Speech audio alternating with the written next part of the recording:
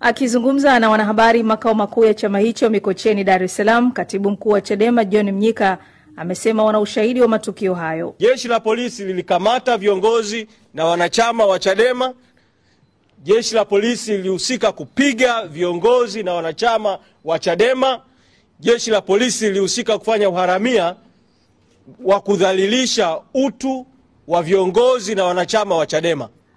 Tunamtaka mkuu wa jeshi la polisi Tanzania, IGP, kama haya matendo hayana baraka zake, ajitokeze yeye mwenyewe, mkuu wa jeshi la polisi, atoe taarifa kwa umma juu ya matukio ya kupigwa, kuteswa, kuumizwa kwa wanachama na viongozi wa Chadema.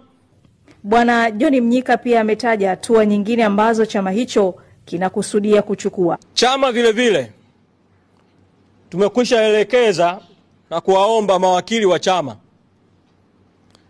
kuweza kufungua mashauri katika vyombo mbalimbali vya kimataifa vya haki za binadamu vya Afrika na vya dunia kutokana na matukio yaliyotokea tarehe 24 mwezi Aprili, na katika wakati mwafaka tutawataarifu juu ya hatua hizo zitakapokuwa zimefikia.